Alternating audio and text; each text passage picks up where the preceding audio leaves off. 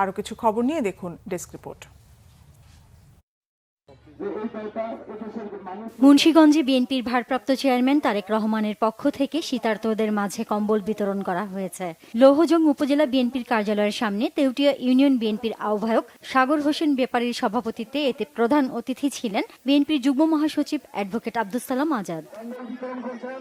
খুলনা মহানগরীর খালিশপুর থানা এলাকার ১৪ নম্বর ওয়ার্ডে অসহায় ও দুস্থ পরিবারকে শীতবস্ত্র দিয়েছে বিএনপি। দলের কেন্দ্রীয় ছাত্র বিষয়ক সম্পাদক রকিবুল ইসলাম বকুল তাদের হাতে শীতবস্ত্র তুলে দেন। এ সময় তিনি বলেন, জনগণের আশা আকাঙ্ক্ষা পূরণে অন্তর্বর্তীকালীন সরকার শিগগিরই নির্বাচনের তারিখ ঘোষণা করবে, যার মধ্য দিয়ে ভোটাররা তাদের পছন্দের প্রার্থীকে বেছে নিতে পারবেন। মহানগর বিএনপির সদস্য সচিব শফিকুল আলম তুহিন সহ দলের স্থানীয় নেতারা উপস্থিত ছিলেন এ সময়।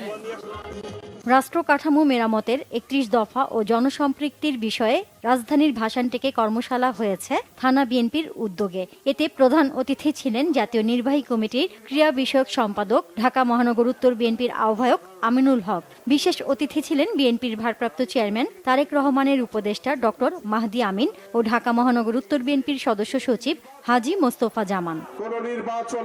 চাকমা সম্প্রদায়ের সমাবেশ হয়েছে খাগড়াছড়ি টাউন হলের সামনে। এতে প্রধান অতিথি ছিলেন জেলা বিএনপির সভাপতি ওয়াদুদ ভুইয়া। বলেন, শেখ মুজিবুর রহমানের ভুল সিদ্ধান্তে পাহাড়িরা অস্ত্র হাতে তুলে নিতে বাধ্য হয়েছে। একই অনুষ্ঠানে চাকমা সম্প্রদায়ের নেতারা অভিযোগ করেন, আওয়ামী লীগ পাহাড়ে বিভেদ সংঘাত সৃষ্টি করেছে। আওয়ামী লীগ কখনো পাহাড়িদের বন্ধু ছিল না, বরং পাহাড়িদের দাবার গুটি হিসেবে ব্যবহার করে নিজেদের আখের গুছিয়েছে। নীলফামারীতে আওয়ামী দোসর সাইফুল ইসলাম মুকুল সহ সাবেক এমপি গোলাম মোস্তফা গংদের গ্রেফতারের দাবিতে বিক্ষোভ সমাবেশ করেছে জলঢাকা উপজেলা বিএনপি।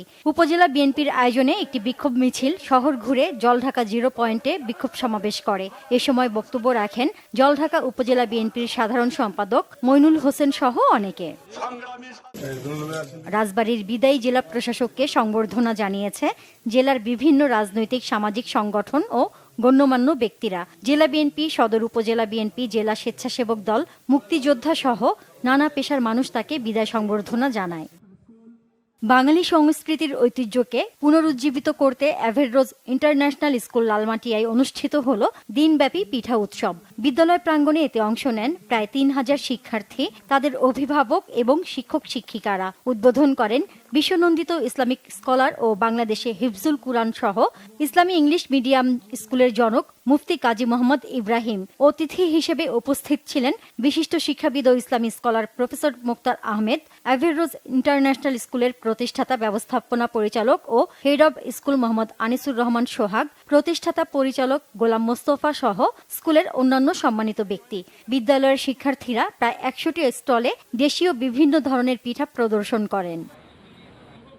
প্রি বুক করা রয়্যাল এনফিল্ডের মোটরসাইকেলগুলো আজ থেকে ডেলিভারি শুরু করেছে ইফাদ মোটরস লিমিটেড। তাদের ঢাকা তেজগাঁও ফ্ল্যাগশিপ শোরুম থেকে মোটরসাইকেলগুলো ডেলিভারি দেয়া হচ্ছে।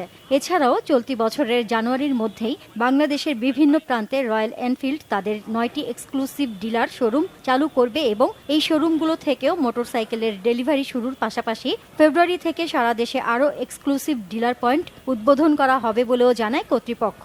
গেল বছরের 22 অক্টোবর লঞ্চিংয়ের একদিন পর থেকেই রয়্যাল এনফিল্ড তাদের আইকনিক মোটরসাইকেলগুলোর প্রি বুকিং নেওয়া শুরু করে। Friends premier league FPL season 4 এর ফাইনাল খেলা অনুষ্ঠিত হয়েছে। রাজধানীর মোহাম্মদপুরে স্থানীয় একটি মাঠে ফাইনাল খেলায় নোয়াখালী কিংসকে হারিয়ে চ্যাম্পিয়ন হয়েছে রাজশাহী চ্যালেঞ্জার্স। এই টুর্নামেন্টে 12টি দল অংশ নেয়। প্রধান অতিথি ছিলেন জাতীয় ক্রিকেট দলের সাবেক অধিনায়ক খালেদ মাসুদ পাইলট। বিজয়ী রাজশাহী চ্যালেঞ্জার্সের সদস্যদের হাতে চ্যাম্পিয়ন ট্রফি তুলে দেন প্রধান অতিথি। টুর্নামেন্টের আয়োজন করে 95-97 friends sports club. Bangla vision news desk.